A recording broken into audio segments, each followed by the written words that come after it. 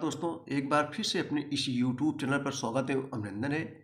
आज के इस वीडियो में हम क्लास 12 होम साइंस यानी कक्षा 12 के विद्यार्थियों के लिए गृह विज्ञान के महत्वपूर्ण दीर्घ उत्तरीय प्रश्न लेकर आए जो परीक्षा दृष्टि से वेरी इंपॉर्टेंस रहेगा। तो चलिए देखते हैं बच्चों। क्वेश्चन है कि संतुलित आहार किसे कहते हैं, किन परिस्थितियों के अनुसार भोजन परिवर्तित होता है, उदाहरण सहित वर्णन कीजिए। टिप्पणी: संतुलित आहार से आप क्या समझती हैं। बच्चों, ये परीक्षाओं में पूछा गया है, तो आइए इसको देखेंगे। सबसे पहले हम लोग हेडिंग डालेंगे संतुलित भोजन का अर्थ। सबसे पहले हेडिंग डालें संतुलित भोजन का अर्थ, यानी संतुलित भोजन किसे कहते हैं।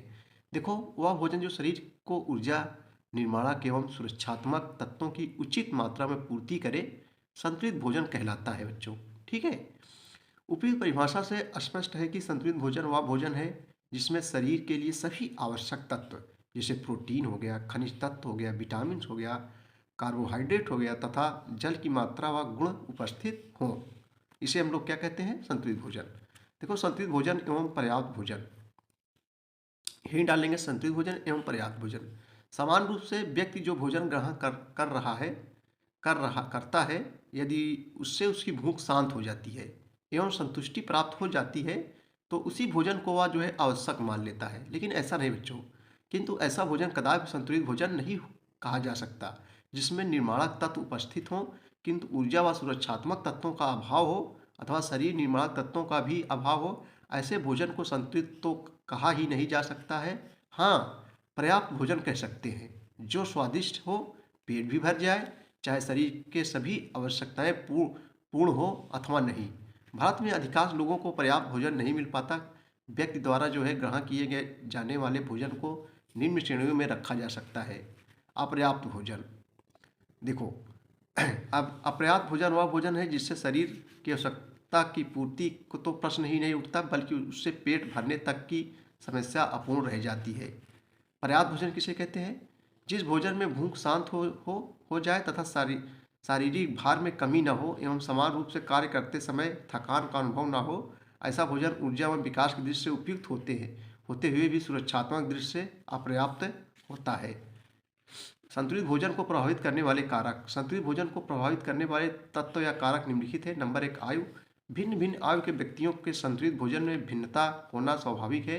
एक बच्चे की जो है कम आयु होने पर भी वयस्कों की अपेक्षा उसे जो है अधिक पोषक तत्वयुक्त भोजन की आवश्यकता होती है। वयस्क मतलब जो 18 साल हो जाए जिसकी उम्र, आवश्यकता होती है, क्योंकि उसे ऊर्जा व शक्ति की अपेक्षा शारीरिक निर्माणक तत्वों की अधिक आवश्यकता होती है जिससे उसके शरीर की उचित वृद्धि व विकास हो सके। इसके विपरीत वृद्धावस्था में क्रियाशीलता कमी एवं पाचन शक्ति कमजोर हो जाने से कम ऊर्जा व पोषक तत्वों तथा मात्रा में भी कम व सुपाच्य भोजन की आवश्यकता होगी। लिंग, स्त्रियों की अपेक्षा पुरुषों को पोषक तत्व की आवश्यकता तथा मात्रा में अधिक भोजन की आवश्यकता होती है, क्योंकि उनके शरीर का भार, आकार एवं क्रियाशीलता अपेक्षाकृत अधिक होता है। अधिक क्रियाशीलता के कारण उन्हें निर्माणक तत्वों जैसे प्रोटीन व खनिज तत्वों की भी अधिक आवश्यकता होती है, जो उनके तंतु में होता है, जो शरीर के अंग होते हैं, तंतुओं की क्षतिपूर्ति कर सके। परंतु स्त्रियों को जो है गर्भावस्था व दुग्धपान आदि अवस्था में अधिक पोषक तत्व, सुरक्षात्मक तत्वों जैसे विटामिन व खनिज तत्वों की आवश्यकता होती है।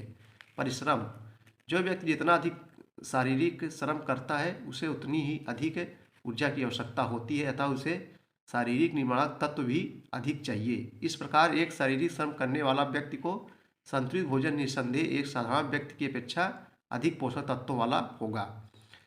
अगला है बच्चों मौसम जलवायु। भोजन में पोषक तत्वों की मात्रा को मौसम भी प्रभावित करता है। ठंडे मौसम एवं जलवायु में रहने वाले व्यक्तियों को ठंड से शरीर की रक्षा के लिए गर्म जलवायु वालों की अपेक्षा अधिक ऊर्जा वाले भोजन की आवश्यकता होती है। वे गर्म जलवायु वालों की अपेक्षा अधिक क्रियाशीलता भी रहते हैं। इससे उनके शरीर के तंतुओं की क्षति अधिक होती है तथा उन्हें अपेक्षाकृत निर्माणक तत्वों की अधिक आवश्यकता होती है।